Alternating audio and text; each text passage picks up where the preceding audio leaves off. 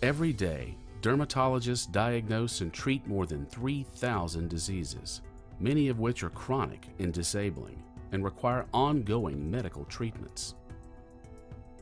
Dermatologists certainly are committed to patient care. If you spent a week in my office, you would see a patient who has a severe skin disease, literally psoriasis covering them from head to toe, and we changed their lives. I was diagnosed with psoriasis and covered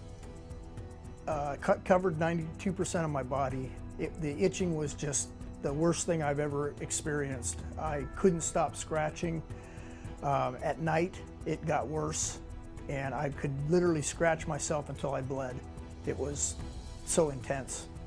Chronic dermatologic diseases impact the quality of life of patients, both from the physical aspect of how they have limitations as a result of that disease, but also from the psychosocial aspect in terms of how it impacts on their day-to-day interactions with others, their ability to work.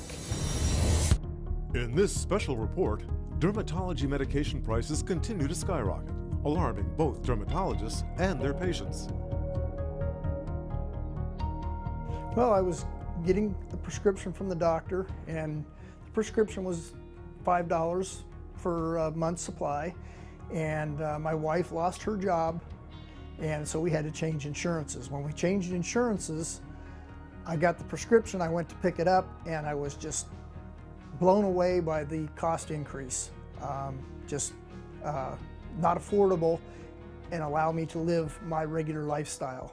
We can come up with the right diagnosis, we can come up with the right plan, but if we can't access the medications that are appropriate for them at a reasonable price for them, then we can't get the care that they need.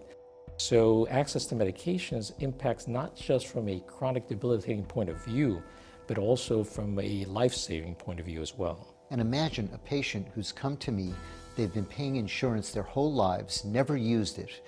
So they're paying into the system their whole lives, and now they come to me with a severe condition, which I know I can treat very effectively. I can give them normal skin, but because of insurance hurdles, I won't be able to give them the treatment that I want to give them, that I know is the best treatment for them. A lot of things that people don't understand about dermatology is the fact that it's just not for your looks or for basic things. It's more, it can be a very life-threatening, life-changing event. So there's been a spike in all medications. We've seen it in brand name medications. Some of that has to do because of new research and new costs. But in addition, what's really troubling is a spike in generic medications, because that has been kind of the mainstay of being able to get affordable treatment in the past. And there are reports now in the news media of spikes ranging between 2,000 to 8,000% for generic medications.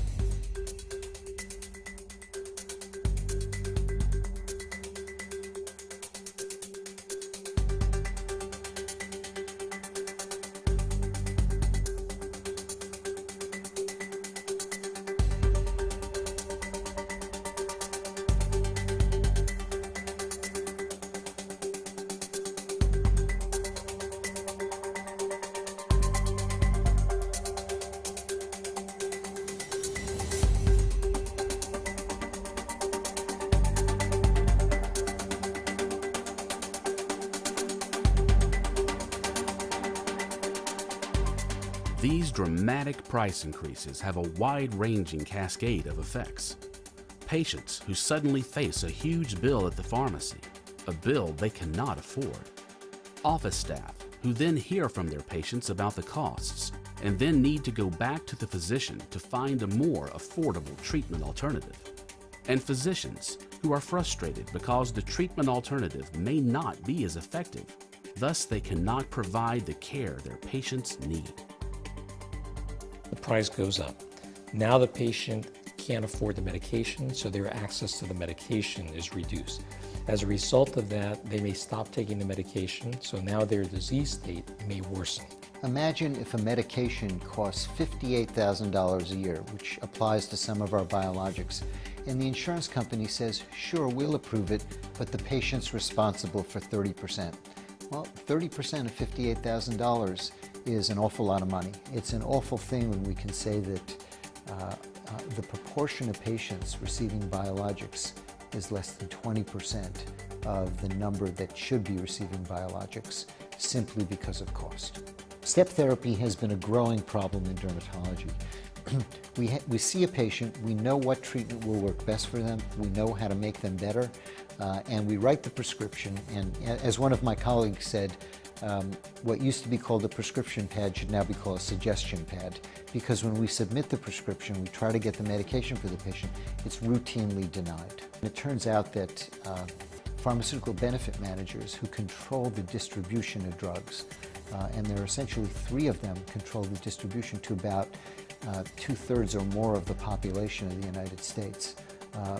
And they have an ironclad control over those distribution lines so that they can demand payments, which they call discounts or rebates, from pharmaceutical companies, which aren't discounts to patients. When have you ever heard of a patient getting a rebate from a pharmaceutical company?